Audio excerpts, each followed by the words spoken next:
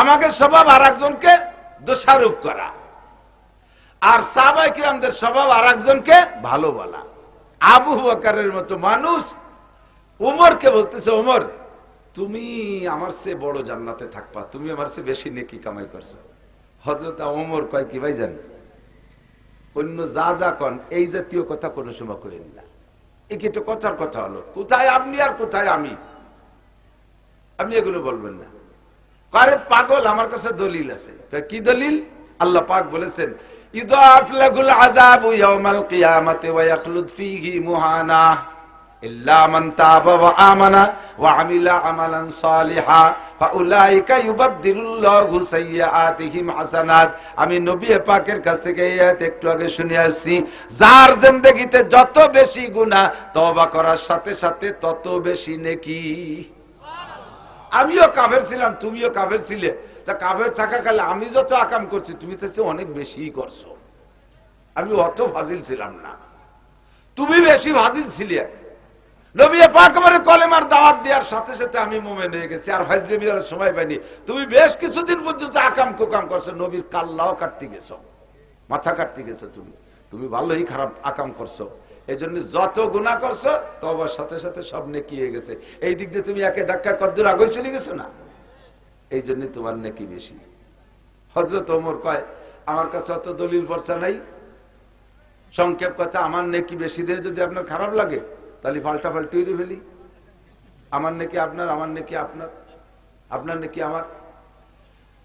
তো আমি অত নেকি চাচ্ছি না, আপনার সারা জীবনের নেকি না, আমি মাত্র একটা রাতের নেকি চাই, আর আমার সারা জীবনে সব এই পাল্টে বলতে যা হয়েছে, পরে ইবাদত করে যা হয়েছে সব দিয়ে দেব।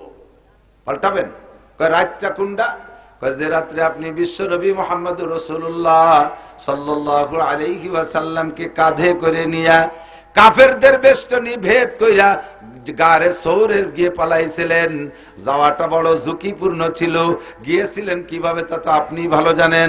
আমরা যা শুনেছি সেটা হলো নবী পাককে আবু বকর কাঁধে করেছে, কারণ কাফেররা নবী আলাইহিস সালাতু ওয়াস সালামের পায়ের ছাপ পর্যন্ত টের পাইতো। যদি মরুভূমি বালির ভিতরে পায়ের ছাপার দাগ দেখে, তাহলে ওই দাগ দেখে দেখে যত দূর দাগ গেছে তত দূর খুঁজবে। এই জন্য আবু বকর হুজুরকে কাঁধে কইরা, আবু বকর হুজুরকে কাঁধে করে, আবু বকরের পা মাটিতে পড়ুক, নবীর পা না পড়ুক। 2 নম্বরে নিশ্চিদ্র পাহারা, একজনের হাতের সাথে আর একজনের হাত ধরে ধরে দাঁড়িয়ে আছে, যাতে মাঝখান দিয়ে পালায় যেতে না পারে। নবী পাককে জিবরাইল বলেন, ও এগো আল্লাহর নবী, এই নিশ্চিদ্র পাহারা ভেদ করে যাইতে হবে, একটা তাবিজ করেন, একটা তাবিজ করেন। কয় কি? কয় তাবিজটা হলে 1 মুঠ বালি নেন, 1 মুঠ বালি ধইরা আপনি পড়েন, ফাগশাইনাহুম ফাহুম লা ইউবসিরুন, ঢেকে দিলাম তাদের। কুরআন শরীফের আয়াত, আল্লাহ বলেন ফাগশাইনাহুম, ঢেকে দিলাম তাদেরকে, ফাহুম লা ইউবসিরুন, তারা কিছুই দেখে না। এই আয়াতটা পড়ে বালিতে ফু দিয়ে এমন করে ফিকে মারেন, দেখবেন খেলা হয়ে যাবে। নবী পাক ঘরের মধ্যে বসে 1 মুঠ মাটি নিয়ে বালু নিয়ে এমন করে ফিকে মারছে, রসুল ঘরের ভিতরে বেরোইয়া মারছে, আর যত কাফেররা পাশ দিয়েছিল সকলের চোখের মধ্যে চইলা গেছে। ওমা রামাইতা ইয রামাইতা ওয়ালাকিন্নাল্লাহ রামা, ফিকে মারছেন যখন আপনি, হাত হতে পারে আপনার, ওই হাতের মধ্যে কুদরত কার? যুবক আমার দিক তাকাও, বাহিরে যখন কোন দিক যাইবা, বেশি তদবির লাগবে না। কোন তাবিজ কবজের ভক্ত আমি না, কথা এসে গেলে একটু কয়ে দিতে হয়। আমি তাবিজ কবজের ভক্ত না, আমার কাছ থেকে জাল ফুকের দরকার নাই। আমি এখন ওয়াজ করে পরিশ্রান্ত হয়ে গেছি, আমার কাছে আইছে হুজুর 1 বোতল পানি পুড়ে দেন, আমার এখন মিজাজ খারাপ, কিন্তু রাগ তো হতে পারি না, মৌলবী মানুষ, আমাকে ব্যবসায়ী তো এই রে খাওয়া লাগে, কাজেই বোতলে ভু একটা দেয়, কিন্তু মনেতে দেই না, দায় সারা ভু। বিরক্তর মধ্যে মনে হতে দেয় নাকি? কিন্তু আমি আমারে যদি তদবির করি, মাঝে মাঝে কোনো ঔষধ খেয়ে যখন ভালো ফল না পাই, তখন আমি ফজর বাদ মাগরিব বাদ নিজেকে নিজে ঝাড়ফুঁক করি। আমি অনেক আয়াত পড়ি, আয়াতুল কুরসি পড়ি, তারপরে আয়াতে শিফা 7 বার পড়ি, সূরা ফাতিহা 7 বার পড়ি, 4 কুল কয়েকবার পড়ি, 7 সালাম কয়েকবার পড়ি, আউযু বিকালিমাতিল্লাহ পড়ি, বিসমিল্লাহিল্লাযী লা ইয়াদুররু পড়ি, ইত্যাদি ইত্যাদি অনেক দোয়া এমন ধ্যান খেয়ালে পড়ি, কারণ আমার রোগ আমার সারতে হবে। কাজেই আবার পড়ারা ওই রকম দরদের সাথে হয়, কতক্ষণ আমন দরদের সাথে হয়। আল্লাহর রহমতে 2 থেকে 3 দিন পানি পড়ে খাইলেই আমি ওই রোগ থেকে সুস্থ হয়ে যাই। আমি সেইগুলো পড়ে আপনারে দেই, কিন্তু আপনার কাজ হয় না, কারণ আপনার জন্য তো আমি অত দরদের সাথে পড়ি না। বাচ্চা কাচ্চা কান্নাকাটি করতে পারে, বাচ্চারা কান্নাকাটি করলে মসজিদের হুজুরে বা মাদ্রাসার হুজুরের কাছে নিয়ে আসো, একটু জাড়িয়ে দেন, হুজুরকে একটা কলা গাছ উঠোই নিয়ে আসো, কলা গাছের সুতো আইনে উঠাইয়া ভরিয়ে দেয়। হুজুর আর একদিক ফিরে বাদাম খায় আর ফু হয়, চা খায়, মাঝে মাঝে চা খাইয়ে একটা ফু দিয়ে একটা গিরিয়ে দেয়। কি ভরে না ভরে, বিশ্বাস আছে তাই নিয়ে দেই। তো হুজুরের এই দায় সারা ফু আর ওই বাচ্চা কান্দে বিদায় মা কোলে করে নিয়ে ঘুরে ঘুরে যদি পড়ে ওয়াজআলনা নাওমাকুম সুবাতা ওয়াজআলনা নাওমাকুম সুবাতা ওয়াজআলনা নাওমাকুম সুবাতা, এই বলে যদি মা বাচ্চার কপালে ফু দেয়, সূরা ইয়াসিন তিলাওয়াত করে, আউযু বিকালিমাতিল্লাহ পড়ে, বিসমিল্লাহিল্লাযী লা ইয়াদুররু পড়ে, সূরা ফাতিহা পড়ে, মা যদি ফু দেয়, মায়ের ফুটা আসে অন্তর থেকে। মা হলেন প্রত্যেক সন্তানের, এই যুবক আমার দিক তাকা, মা হলেন প্রত্যেক সন্তানের জন্য পৃথিবীর সর্বশ্রেষ্ঠ পীর। মায়ের চেয়ে বড় পীর হতে পারে? তাই মা নামাজি হোক আর বেনামাজি হোক, সন্তানের জন্য মা সর্বহালাতে বড় পীর। 2 নম্বর বড় পীর আব্বা।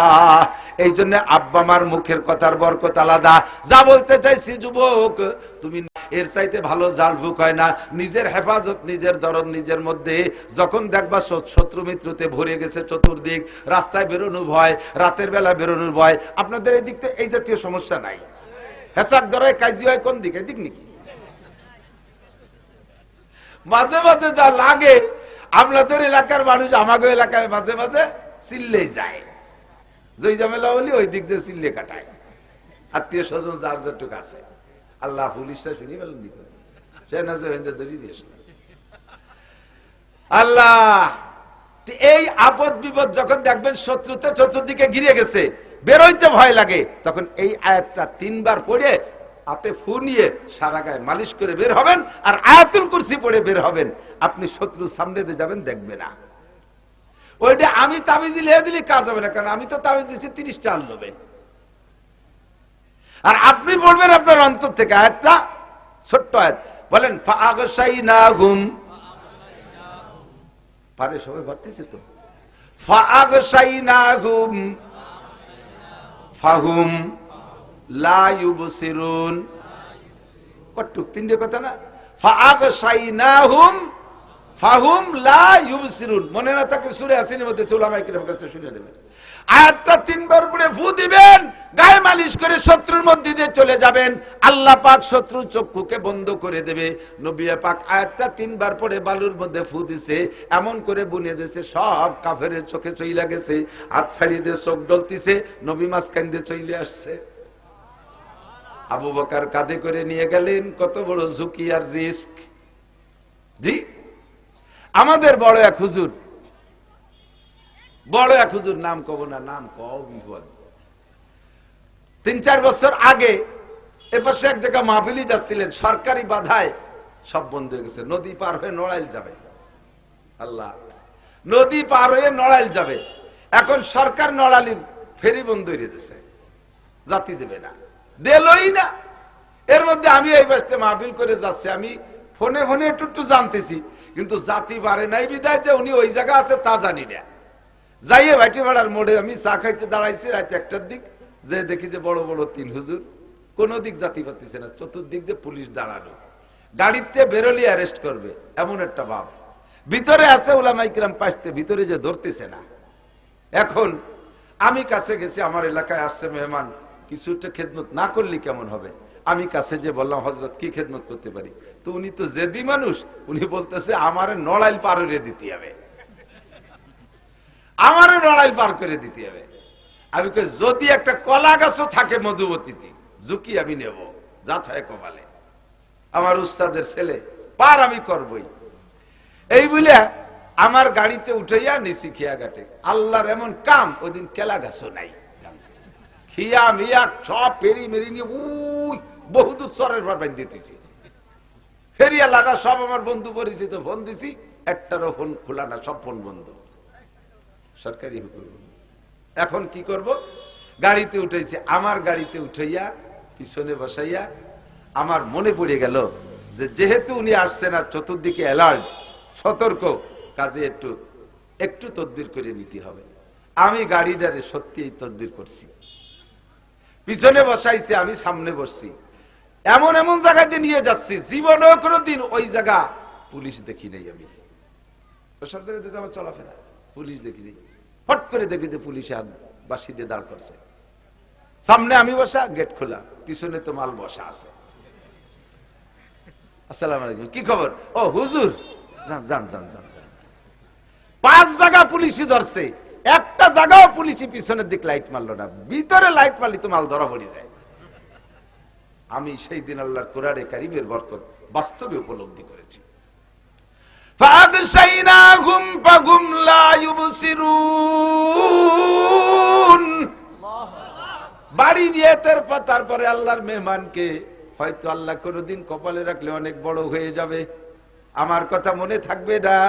বাড়ি নিজে হাতে গাড়িটা ধুইয়া পরিষ্কার কইরা আমার বিছানায় আরামসে শোয়ে রাইখা, রাতের মধ্যে আমি ঘুমাই নাই, কোন দিক দিয়ে কোন দল কোন জায়গা থেকে আইসা পড়ে, আমি বাইরে বাইরে পাহারা দিছি রাতভর, সকালে 12টা পর্যন্ত ঘুমাই রাইখা নাস্তা পানি খাওয়াইয়া গোসল টোসল করাইয়া গাড়িটারে ধুয়ে মুছে আমি একেবারে পুরো ঢাকা পর্যন্ত লাইনে যত পুলিশ আছে সব পুলিশে ফোন করে বলে দিছি, অন্যদিন ধরলি ধরবেন, আজকে ধরলে আমারে অপমান করা হবে, মেহেরবানি করে আজকে এই নম্বরের গাড়িতে সিগন্যাল দেবেন না।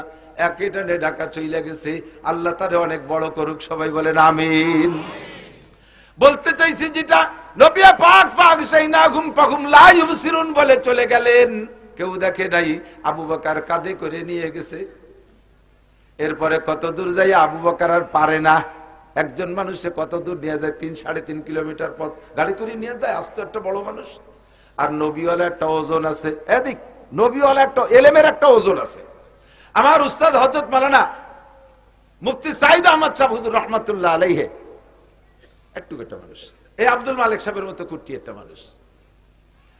আমাদের মাদ্রাসার নানুপুর মাদ্রাসার ছাত্ররা হুজুরকে নিয়ে এক জায়গায় ওয়াজের দাওয়াতে যাচ্ছে, তো এক জায়গা পানি বাজছে, হুজুর বলতেছে আমি হেঁটে যাব, ছাত্ররা বলতে না হুজুর আমি কোলে করে নিয়ে যাই। আপনি একটু মানুষ কোলে নিয়ে, এই কোলে ওই নীতি যাই একা ধরি তো পারে নাই, পরে আর একজন ধরছে, 2 জনে নিয়ে পানির মধ্যে ছেড়ে দিতেছে, জড়াই গড়াইয়ে 3 জন চুপ নিকাইছে। মিয়া আমি একা পানি ভিজলি এত ভিজতাম না, তোমরা সাইদি সুদি ভিজেবা। পরে ওকে 2 জন মানুষ, তোরা একটু একটা মানুষ নিতে পারলে, তোরা 3-4 জন দলীয় পড়তাম, বুড়োরে উঠানোর সাথে সাথে যেন শীষের মতো ওজন। এই ওজনটা কি? নানুপুরি হুজুর রহমতুল্লাহ আলাইহি বলেন এই ওজনটা এলেমের ওজন। এই ওজনটা কিসের ওজন? এলেমের ওজন। মানুষের গায়ে এত ওজন হয় না। তো নবী পাকের একজন উম্মতি আলেম, উম্মতের একজন আলেমের গায়ে যদি এমন ওজন হয়, তাহলে নবীর গায়ে কেমন ওজন? সেই ওজনটা কাঁধে করে নিয়ে আবু বকর যাইতেছে, কদ্দুর যায় পারে না, হুজুর নামাই দিছে। হুজুর আবু বকর তুমি নামাই দাও, নামাই দিছে। নামাই দেওয়ার পর হুজুর হাঁটতেছেন, আবু বকর একবার আগে যায় একবার পিছে যায়, একবার আগে যায় একবার পিছে যায়। কি করে? আগে যাইয়া ক্লিয়ার দেয় যে আমার নবীর কেউ সামনে দিয়ে আঘাত না করে। পিছে আসে কেন? পিছে আসে হাত দিয়ে নবীর পায়ের সাপগুলো হাত দিয়ে মিটেতে যাচ্ছে, যাতে সাপা দেখে কেউ টের না পায়। কত টেকনিক! এত ঝুঁকির ভিতরে আপনি যেই রাতটা নিয়ে আসলেন, এরপরে গারে হেরার ভিতরে গারে সৌরের মধ্যে 3টে রাত ছিলেন, একটা রাত আপনাকে সাপেও দংশন করলো। আল্লাহুম্মা সাল্লি আলা মুহাম্মাদ ওয়া আলা আলি সাইয়্যিদিনা মুহাম্মাদ। কাফেরেরা সভা করে আরবে, মুহাম্মদ যদি না আসিত ভবেতে, পূজা তবে চলতো মোদের জগতে। কেহ বলে তাড়াও তাকে দেশতে, কেহ বলে রাখো বন্ধন খানাতে। শয়তানে সে বুড়া সাজে সেখানে, আমার কিছু কথা শোনো সবজনে। তাড়াইলে কি হইবে তাহাকে, প্রচার কার্য চালাইবে সেইখানে। যেখানে পাঠাই দিবা তাড়াইয়া, ও জায়গা যে কাম চালাবে। মারতে যদি পারো তাকে একেবার, পূজা তবে করতে পারবো বাপদাদার। এ কথাতে রাজি হলো সবজনে, আলী নবীর বাড়ি ছিলেন সেই দিনে। চললেন নবী আর দোস্তজি, চললেন নবী আর দোস্তজি, হিজরাতে অন্ধকারে মদিনার পথ দিয়ে হাঁটতে হাঁটতে নবীর পায়ে দর্দ হয়, বললেন দোস্ত আর তো নাহি হাঁটা যায়, পা ফুলে গেছে, নরম মানুষ, আর তো হাঁটতে পারি না। সিদ্দিক গেলেন পাহাড়ের গুহাতে, গর্ত একটি পাইলেন খুঁজে তাহাতে। সিরাতে মুস্তাফার ভিতরে উর্দুটা উলামায়ে কিরাম দেখবেন শেরগুলো আছে। গর্ত একটি পাইলেন খুঁজে তাহাতে, ছোট ছোট ছিদ্র আছে দেখিলেন, দেখে সিদ্দিক বসে বসে ভাবিলেন, জামা ছিঁড়ে মুসলমান শুধু আশেকে রাসূল দাবি করো, আর 12ই রবিউল আউয়াল জিলাপি আর সিন্নি রাইন দেখাইয়ে দায়িত্ব শেষ, বছরে 2-1টা মিলাদ দিয়ে আশেকে নবীর দায়িত্ব শেষ। নবীর আশেক কাকে বলে? সিদ্দিক হওয়ার যে গুণ তুমি একটু খুঁজে নাও। জামা ছিঁড়ে ছিদ্র বন্ধ করিলেন, একটি ছিদ্র বাকি আছে দেখিলেন, এক উরুতে নবী পাককে শুয়াইলেন, আর এক পা দিয়ে ছিদ্র বন্ধ করিলেন। সর্প একটি ছিল সীতায় লুকায়া, সিদ্দিকেরও পায়ে দিল দংশিয়া। আল্লাহু আকবার। ও দোস্ত, 100 ছিদ্র আছে, জামা ছিঁড়ে ছিদ্র বন্ধ করতে করতে করতে করতে, পরিষ্কার সহিহ হাদিসের তরজমা বলছি, জামা ছিঁড়ে ছিদ্র বন্ধ করতে করতে পরনের কাপড়টা বাঁধে, আর যা ছিল শব্দে ছিদ্র বন্ধ করছে, অবশেষে একটা ছিদ্র বাকি। হাঁটতে হাঁটতে তো ক্লান্ত হয়ে গেছে নবী পাকের মাথা। হযরত আবু বকরের রানের পর দিয়ে কয়, হুজুর আপনি ঘুমান, আমি পাহারায় আছি। উপরে মাকড়সায় জাল বেঁধে দিয়েছে, কবুতরে এসে বাসা বাইদা ডিম ডিম পেড়ে ফেলাইছে মুহূর্তের মধ্যে। কেমন যেন এটা অনেক পরিত্যক্ত পুরনো বাসা গুহা, এর মধ্যে মানুষ থাকতে পারে না।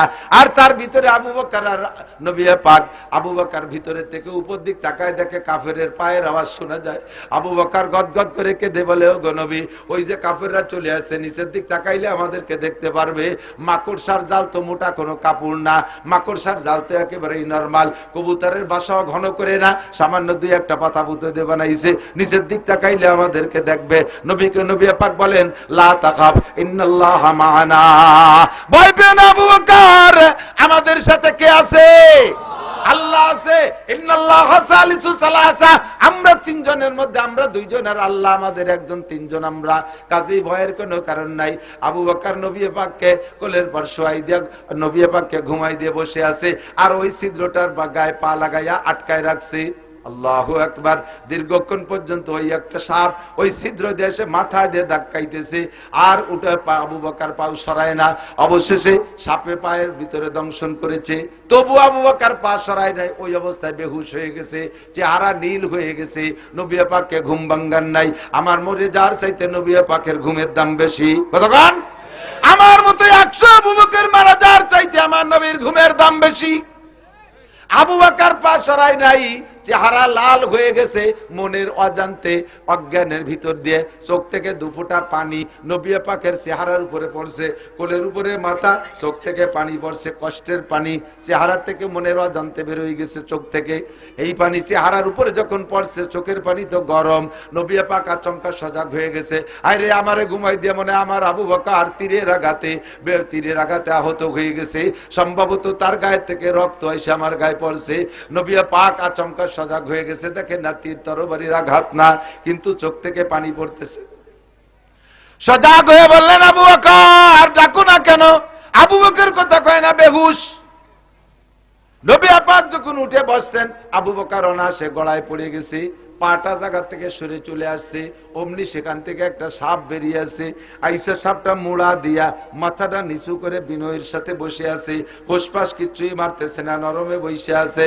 নবী পাক বলেন, ও সাপ, এই আমার আবু বকর বিশ্বনবী মুহাম্মদুর রাসূলুল্লাহর খেদমতে ছিল।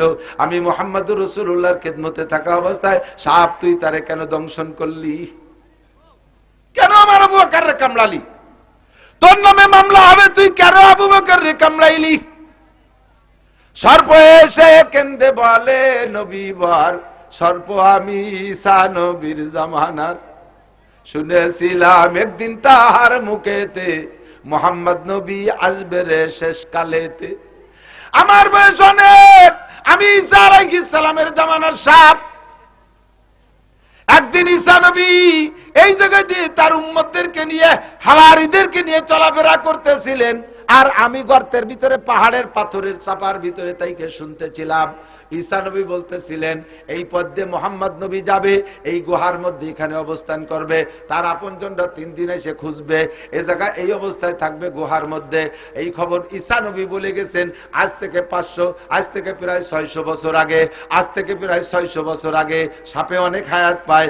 আমি সেই দিন ওই ঈসা নবীর বক্তব্য শুনে আমি চিন্তা করলাম ওই নবীর সাথে আমার দেখা করতেই হবে। আমি আপনার প্রেমে পাগল হয়ে গেছি, আমি আশিকে নবী হইয়া আমি আর কোথাও যাই নাই। ওগো আল্লাহর নবী, আমি এই গুহার ভিতরে, ঈসা নবী বলেছেন এই গুহার মধ্যে থাকবে হিজরতের যাওয়ার পথে, আমি এখানে সেই থেকে অবস্থান করছি। আমি যদি খোলা গুহার মধ্যে থাকি, সাপ থাকা অবস্থায় তো আপনারা এর মধ্যে ঢুকবেন না, ঢুকলেও পিঠে না মেরে ঢুকবেন না, আমারে মেরে ফেলবেন প্রথম চান্সে। এই জন্য আমি এ জায়গা থাকি নাই, আমি ছিদ্র করছি এই 600 বছর পর্যন্ত। ছিদ্র করে করে ভিতরে অনেক ছিদ্র বানাইছি, আমি 100 ছিদ্র বানাইছি। 2টা বানাইলে বন্ধ করবেন, 2টা আমার সাথে সাক্ষাৎ হবে না, আপনার সাথে সাক্ষাৎ হবে না। কাজে আমি 100 ছিদ্র বানাইছি, যত বন্ধ করুক একটা না একটা, 2টা না 2টা খোলা থাকবেই থাকবে। আমি ওই খোলা ছিদ্র দিয়ে আসবো। আবু বকর এই জায়গায় আইসা 99টা ছিদ্র বন্ধ করে ফেলাইছে লেকড়া দিয়া, আর একটা ছিদ্র মাত্র রাখেছিল। আমি সেই ছিদ্রের ভিতরে আইসা ওত পেতে বসে আছি, এইটা দিয়ে বের হবো। অবশেষে আবু বকর সেখানে পা দিয়ে আটকায় রেখেছে। আমি 99টা ছিদ্রের ভিতরে চেষ্টা করেছি, বের হইতে পারি নাই। যখন এসে দেখলাম এখানে মানুষের পায়ের গন্ধ, মানুষের গায়ের ঘেরান, আমি সেখানে এসে অবস্থান নিয়েছি। আমি 100 বারের বেশি আবু বকরের পাকে মাথা দিয়ে ধাক্কাইছি। আবু বকর একটু পাও সরাও, আবু বকর একটু পাও সরাও, আবু বকর একটু পাও সরাও, আমাকে নবী পাকের সাথে দেখা করতে দাও। আমি এই 600 বছর একটা রোজা, বাহিরে আমি কোথাও খাইতে যাই না, আমার সেহরিও নাই ইফতারও নাই, আমি এক রোজায় 600 বছর কিছু খাই না।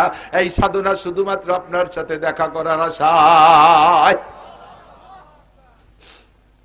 আপনি এখানে 3 দিন থাকবেন, আমি ঈসা নবীর কাছে শুনেছি, আপনার আবু বকরের কাছে শুনে দেখেন। প্রথম দিন আমি কামড়াই নাই, দ্বিতীয় দিনও কামড়াই নাই, আজ এতক্ষণ পর্যন্ত কামড়াই নাই। যখন দেখি 3 দিন পুরে যায়, এখন তো 2 জন চলে যাবেন, আমার 600 বছরের সাধনা বৃথা যাবে। তাই হুজুর সহ্য করতে না পাইরা আপনারা দেখার জন্য আমি কামড় দিয়েছি। কুসুর আমায় মাফ করে দিন নবী বর, আখিরাতে নাহি ধরে পরোয়ার। আমি যে অন্যায় করেছি মাফ করে দেন, কিয়ামতে যেন আল্লাহ পাক এই বিচারে আমাকে জাহান্নামের আগুনে না দেয়। সাপটা পাগলের মতো কাঁদতেছে। হযরত ওমর বলেন, ভাই আবু বকর, কিসসা আপনার কাছ থেকে শুনেছি, নবী পাকের কাছ থেকে শুনেছি। ওই একটা রাত্রে আপনার যে নেকি হয়েছিল, সেই নেকি আমারে দেবেন, আমি ওমরের গোটা জিন্দেগীর নেকি আপনারে দান করে দেব। আপনি তো বলেছেন আমার সব গুনাহ নেকি হইয়া, নেকির পরিমাণ অনেক বেশি, আপনার কম। আপনার কোনো নেকি চাই না, মাত্র একটা রাতের নেকি চাই। রাতটা বড় কেমন রাত। হযরত আবু বকর কয়, ভাই রে, পাল্টাবো কি পাল্টাবো না, রাতে কতগুলো নেকি হয়েছে আমার জানা নাই, নবী পাকের কাছে শুইনা নেই। আবু বকর একটু খুশি খুশি যে নবী পাকের কাছে বলছেন, ওগো আল্লাহর নবী, কুরআন শরীফের এই আয়াত আমি দেখেছি, ফাউলাইকা ইউবাদদিলুল্লাহু সাইয়্যাতিহিম হাসানাত। আল্লাহ পাক তওবার দ্বারা সব গুনাহ নেকি বানায় দেয়। ওমর তো কাফের থাকাকালে আমার চেয়ে বেশি গুনাহ করেছে, ওমর তওবা করেছে, ওই তওবায় ওমরের সব গুনাহ নেকি হয়ে গেছে। ওমরের সারা জীবনের সব নেকি আমারে দেবে, আমি মাত্র একটা রাত্রের নেকি দেব। এইভাবে পাল্টাপাল্টির একটা কন্টাক্ট করতে চাচ্ছি। আপনার এই ব্যাপারে মতামত কি? হুজুর কয়, আবু বকর বলো তোমার কোন রাতটার নেকি, কোন রাতের নেকি চায়? কয় যে হিজরতের রাত্রে, যেই রাত্রে আমারে সাপে কামড়াইছিল সেই রাতের নেকি চায়। হযরত নবী পাক বলেন, আবু বকর, তুমি আমার শ্বশুর, ওমর আমার শ্বশুর, এক শ্বশুরে জিতাবো আর এক শ্বশুরে ঠকাবো তা হইতে পারে না। তোমরা নিজেরা নিজের ঠকা জিতা করে নাও, তবে তোমার ওই রাত্রে কত নেকি হয়েছে পরিমাণটা আমি বলে দেই, এরপরে তুমি পাল্টালি পাল্টাও। কয় জি হুজুর তাই একটু কন। কয় ওই এক রাত্রে যে নেকি হয়েছে তার পরিমাণ হলো, শুধু ওমর না, ওমর, উসমান, আলী, তলহা, জুবায়ের, বেলাল, আম্মার, সোহায়েব, হাসান, হুসাইন, ফাতেমা, আয়েশা, খাদিজা, যত আছে সোয়া লক্ষ সাহাবা, তাবিন, তাবিন, আবু হানিফা, শাফি, আহমদ, মালিক। আরে নবী তো এদের নাম বলেন নাই। নবী বলছেন ওমর, আবু বকর, তুমি বাদে আর দুনিয়ায় কিয়ামত পর্যন্ত যত মুসলমান মুমিন ইমানদার পরহেজগার আল্লাহওয়ালা সারা জীবন ভরে যত নেকি কামাই করবে সকলের নেকির এক পাল্লায় রাখা হবে। আর আবু বকর, তোমার ওই এক রাত্রের নেকি আর এক পাল্লায় রাখা হবে, তোমার ওই রাত্রের নেকি বেশি হইয়া যাবে।